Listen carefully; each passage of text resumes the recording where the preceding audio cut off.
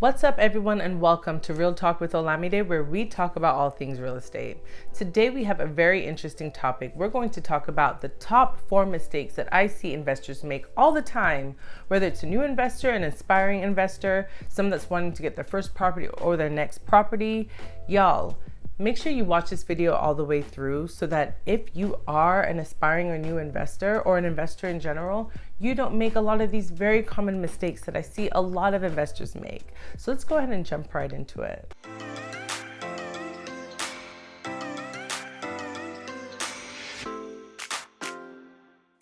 For those of you who don't know me, my name is Olamide. I am a real estate investor as well as a licensed realtor and a licensed loan originator. I've been investing since 2019, and when I first got started, I made my first 6 figures investing within the first 14 months. Now, the first mistake that I'm going to talk about is unrealistic expectations. I did make 6 figures within the first 14 months, but guess what? That is not everyone's story. A common mistake that I see a lot of investors make is that they just automatically assume that they are going to make a lot of money very quickly. But one thing that I know about real estate investing that I've learned from the majority of people's stories is that this is not an area that you just should expect to get rich quickly. Is it possible? Yes, but is it probable? That is not the story of the majority of investors. So make sure that you have a very realistic expectation when you're coming in.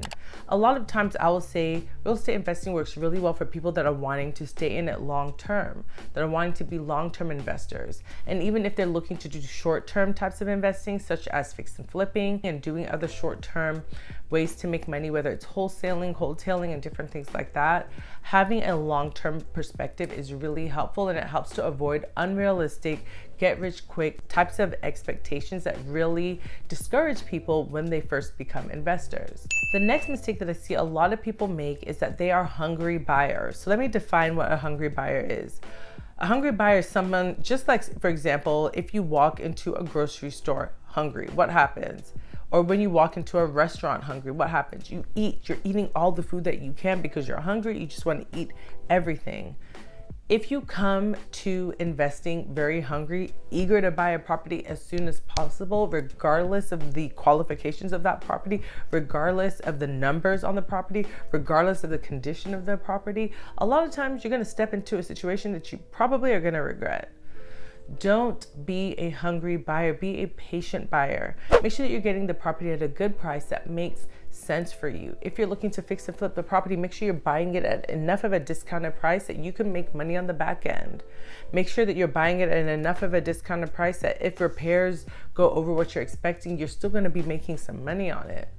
Make sure that you are not too eager to buy, that you don't really consider and understand the condition of the property prior to buying it. Make sure that you do all of these things, and that's really essentially doing the right due diligence before buying it.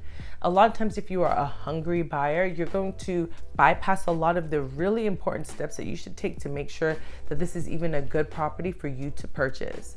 So don't be the type of investor that wants to just go in, knock the first property off of their checklist and just keep it moving. Yes, it's great to be passionate. Yes, it's great to be eager, but make sure that you don't get yourself in a horrible first situation that could discourage you from continuing on in your investing journey. The next mistake that I see a lot of people make is that they don't surround themselves with community. This is a really big mistake that you are really going to want to avoid. Community is extremely important for real estate investors. There are so many things that could go right, so many things that could also go wrong, so many nuances. So surrounding yourself with people that are doing it, that have been doing it, even surrounding yourself with new investors as well is encouraging because you all are going on the journey together. So overall, finding community, local community, whether it's local community, whether it's digital community, Facebook groups, Slack channels, whatever it is, find community. If you're looking for a mentor, find a mentor. Is that an absolute must? It's not, but that's an option that a lot of people take in order to be successful.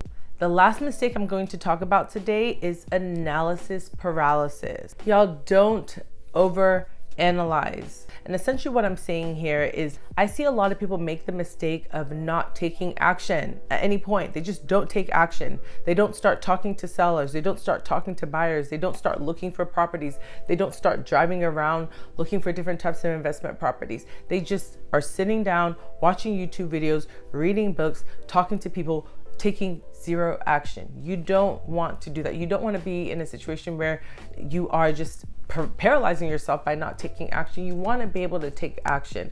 It is wise. You want to make sure that you're taking the right action. I am not a CPA. I am not an attorney. I am not a financial planner. So I'm not here to give you legal advice or tax advice or any type of financial advice, anything like that.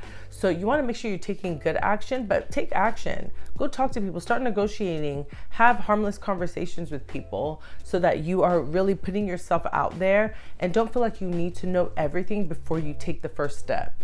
At the same time, I mentioned earlier that you don't want to rush into and be a hungry buyer, but at the same time, you don't want to take zero action at all. There's a balance here between not being a hungry buyer, but then also not being afraid to take action and to start looking and to start taking steps to go ahead and get your first or your next property.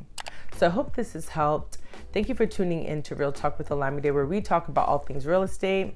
If you have any questions, you want to get in contact with me, there's a link in the description for you to go ahead and reach out to me. So take care, God bless, and I'll talk to you soon.